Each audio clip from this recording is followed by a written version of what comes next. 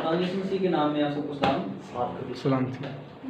میرے پاس ہے chapter number 7، میرے پاس چیپٹر نمبر 7 ہے جو آج میں ایکسپلین کروں گا۔ چیپٹر نمبر 7 میں سب سے پہلے جو اس کے 3 حصے ہیں، اس چیپٹر کو آلریڈی جو ہے 3 حصوں میں ڈیوائڈ کیا گیا ہے، اور بس میجر میں یہی 3 پوائنٹ شیئر کرنا چاہوں گا آپ کے ساتھ۔ پہلا حصہ کے اندر ہمیں ذکر ملتا ہے شریعت سے چھوٹنے کا، آزاد ہونے کا۔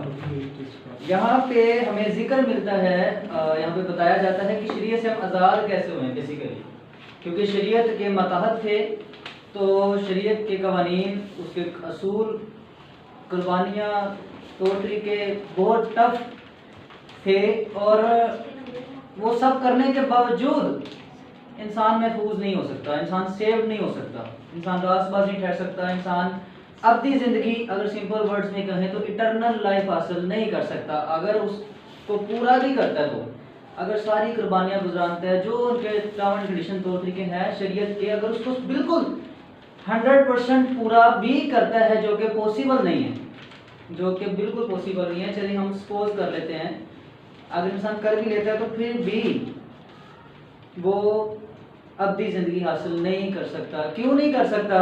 کیونکہ جو آدم کی وجہ سے، اس کے گناہ کی وجہ سے جو موروثی گناہ چلا آ رہا ہے، جو اس کے اندر ہے، اس کی وجہ سے وہ گنہگار ٹھہرے گا۔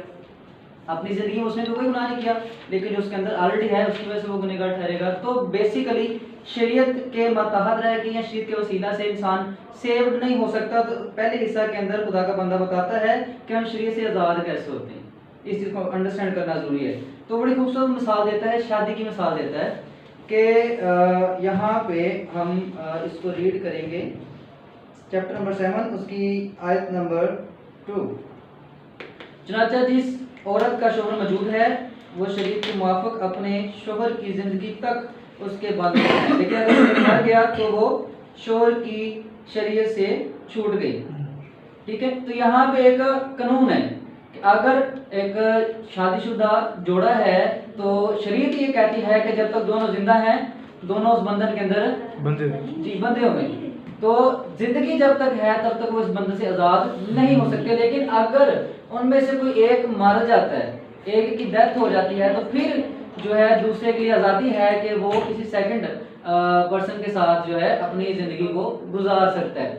تو یہ ایک کنڈیشن ہے۔ تو سیم کنڈیشن خدا کا بندہ جو ہے پولس رسول ہمیں بیان کرتا ہے کہ اگر ہمیں شریعت سے چھوٹنا ہے تو اس کے لیے ضروری ہے کہ موت واقع ہو۔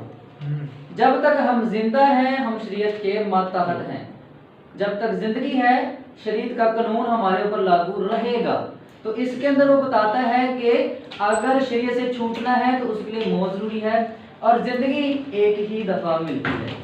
وہ جو کئی، میرے خیال سے کئی تو نہیں کہوں گا، ایک قوم کا زیادہ سننے میں ہمیں آیا 7 جنم اور پنرجنم ریالٹی نہیں ہے، وہ کوئی حقیقت نہیں ہے، وہ ٹروتھ نہیں ہے۔ آپ اس کو آؤٹ آف دا وے کہیں گے تو کوئی مسئلہ نہیں ہے، لیکن میں اس کو ایسے ایکسپلین کروں گا۔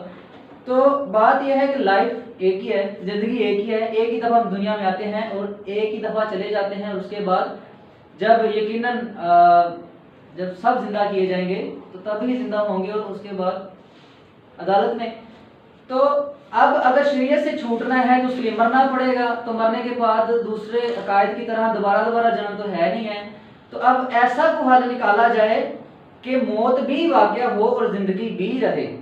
تو اس کا حل یہ ہے کہ جب ہم مسیح پہ ایمان لاتے ہیں تو ہم مسیح کے ساتھ مصلوب ہوتے ہیں اور مر جاتے ہیں، اور اس کے بعد نئی زندگی ہمیں ملتی ہے جو کہ جس میں ہم نئے مخلوق ہوتے ہیں۔ اور وہ جب مسیح میں ایمان لاتے ہیں ہم مصلوب ہوتے ہیں اور مر جاتے ہیں، تو بیسیکلی ہماری موت واقع ہو جاتی ہے۔ آدم میں رہتے ہوئے ہماری موت واقع ہو جاتی ہے۔ جب ایسا ہوتا ہے تو آدم سے ہمارا سلسلہ کٹ ہو جاتا ہے، اور جب آدم سے کٹ ہو جاتا ہے تو شریعت اور گناہ، ان دونوں چیزوں سے ہم آزاد چھوٹ جاتے ہیں۔ اس کے بعد جو نئی زندگی ملتی ہے وہ یسوع مسیح پہ ایمان لانے کے وسیلہ سے ملتی ہے، اور اس زندگی میں ہمارے اوپر شریعت لاگو نہیں ہوتی پھر ہم روح کے موافق زندگی گزارتے ہیں. اور شریعت کے اندر رہتے ہوئے ہم پھل نہیں پیدا کر سکتے خدا کے لیے. شریعت کے اندر اس کا جو دوسرا حصہ ہے وہاں پہ لکھا ہوا ہے, ہیڈنگ دی ہوئی ہے شریعت اور گناہ. تو وہاں پہ آتا ہے کیا شریعت بری ہے؟ تو نہیں, شریعت بری نہیں ہے. ڈیفینیٹلی شریعت اچھی ہے, شریعت پاک ہے, لیکن انسانی فطرت ہے. یہاں پہ ایک ٹرم جو کنڈیشن بیان کی گئی ہے کہ شریعت سے پہلے, شریعت کے متحد اور شریعت کے بعد یا شریعت سے آزاد ہونے کے بعد. تو ایسا ہوتا ہے کہ جب شریعت کے متحد نہیں تھے تو گناہ تو اندر تھا, کیونکہ وہ عادت سے چلا رہا ہے, ہر ایک انسان کے اندر ہے. لیکن یہ کہ گناہ سویا ہوتا ہے, سلیپنگ موڈ. لیکن جیسے ہی شریعت آتی ہے, شریعت بتاتی ہے یہ نہیں کرنا, یہ نہیں کرنا, یہ نہیں کرنا, تو آپ اس کو ایسے انڈرسٹینڈ کریں کہ وہ گناہ جو ہمارے اندر موجود تو ہوتا ہے لیکن سویا ہوتا ہے. جب اسے پتہ چلتا ہے یہ نہیں کرنا تو وہ خواہش کی شکل میں, جذبات کی شکل میں وہ ابھر کے سامنے آتا ہے اور وہ جاگ جاتا ہے. اور جس چیز سے ہمیں منع کیا جاتا ہے ڈیفینیٹلی پھر ہماری فطرت ایسی ہے, انسانی فطرت ایسی کہ وہ انسان وہی کرتا ہے. تو شریعت کا اصل مقصد تھا گناہ سے روکنا اور زندگی دینا. شریعت کا مقصد یہی تھا, زندگی دینا. لیکن ہوا الٹ, ہوا اس کے اپوزٹ. زندگی ملنے کی بجائے انسان زیادہ گناہ کرنے لگا, خدا سے زیادہ دور ہونے لگا, اور یقیناً اس کے حصے میں کیا آئی؟ موت. تو یہ چیز ہے کہ شریعت کے متحد رہتے ہوئے ہم زندگی نہیں پا سکتے. شریعت سے چھوٹنا ضروری ہے, آزاد ہونا ضروری ہے, اور وہ تبھی ممکن ہے جب ہماری موت واقع ہو. اور موت واقع تب ہوگی جب ہم یسوع مسیح پہ ایمان لاتے ہیں. تو آدم سے سلسلہ کٹ ہو جاتا ہے, ہماری موت واقع ہوتی ہے, اور مسیح میں ہم جی اٹھتے ہیں. اور جب جی اٹھتے ہیں تو اس وقت ہمارے اوپر شریعت لاگو نہیں ہوتی, تب ہم شریعت سے آزاد ہو جاتے ہیں. تو تب جو ہے ہم مسیح کے لیے پھل پیدا کر سکتے ہیں. اور آخری حصہ کے اندر وہ باطنی کشمکش کو بیان کرتا ہے. اب یہ باطنی کشمکش کس کی ہے, اس پہ بھی ہمیں غور کرنے کی ضرورت ہے. کیا نان بلیور کی ہے یا بلیور کی ہے؟ تو یہ ایک ایماندار کی باطنی کشمکش ہے. وہ مسیح میں تو آ گیا ہے, اب اس کو پتا ہے کہ میں شریعت کے متحد نہیں ہوں, اب اس کو پتا ہے کہ شریعت کا میرے اوپر کوئی حکم نہیں ہے, اب میں جو ایمان کے وسیلے سے میں راست باز ہوں, اسے پتا ہے. اب وہ اسے پتا ہے کہ میں اپنی زندگی کا وارث ہو گیا ہوں, کتاب ہاتھ میں میرا نام لکھا جا چکا ہے, اسے سب کچھ پتا ہے. اور رائٹ کیا ہے, رونگ کیا ہے, اسے سب کچھ پتا ہے. لیکن اس کے باوجود روح کے وسیلہ سے یا روح میں ہوتے ہوئے ڈیفینیٹلی راست باز ہے. لیکن جب تک یہ بدن ہے گناہ ہوگا, کیونکہ گناہ اس بدن کے اندر, یہ خون اور گوشت کا جو بدن ہے جو ہم میں سے ہر ایک کے پاس ہے, اس کے اندر گناہ بسا ہوا ہے.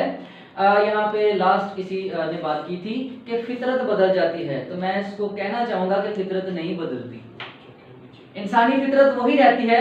ہاں جیسے جیسے آپ مسیح میں چلتے ہیں تو سم ٹائم جو ہے آپ بہت زیادہ جب خدا میں روح میں موو کرتے ہیں تو جو نیگیٹو باتوں کی طرف یا کاموں کی طرف دھیان نہیں جاتا, وہ نہیں کرتے. لیکن جیسے ہی آپ کو فرصت ملتی ہے پھر سے وہی کرتے ہیں. تو فطرت نہیں بدلتی. جب تک کہ بدن ہے, بدن کے اندر خواہشات, آپ ایماندار ہیں یا آپ بے ایمان سے آپ ایماندار بن جاتے ہیں, تو یہ بدن ہے اور اس کی فطرت وہی ہے جو شروع سے ہے, یہ آخر تک وہی چلتی ہے. ہاں اس پہ آپ غالب آ سکتے ہیں, کچھ کنٹرول کر سکتے ہیں, لیکن اس بدن اور روح کی کشمکش چلتی رہتی ہے, کیونکہ روح ڈیفینیٹلی خدا کے دیے گئے احکام پہ عمل کرنا چاہتی ہے, اور یہ بدن کے اندر جو فطرت بسی ہوئی ہے, جو گناہ بسا ہوئی, اس کے موافق کام کرنا چاہتا ہے. تو ان دونوں کی کشمکش چلتی رہتی ہے, اور یہ کشمکش ایک ایماندار کی زندگی کی کشمکش ہے. بے ایمان کو تو پرواہ ہی نہیں ہے, اس کو تو کوئی ایشو نہیں ہے. شراب پینے میں ہمیں پرابلم ہے, ہمارے ذہن میں آئے گا مجھے یہ نہیں پینی, اور اگر ہم پی لیتے ہیں تو ہمارے ذہن میں وہ چلے گی میں نے یہ کیوں پی, مجھے یہ نہیں پینی چاہیے تھی, او مجھ سے گناہ ہو گیا, مجھ سے غلطی ہوگی. تو یہ ہمیں ایک گلٹی فیل ہو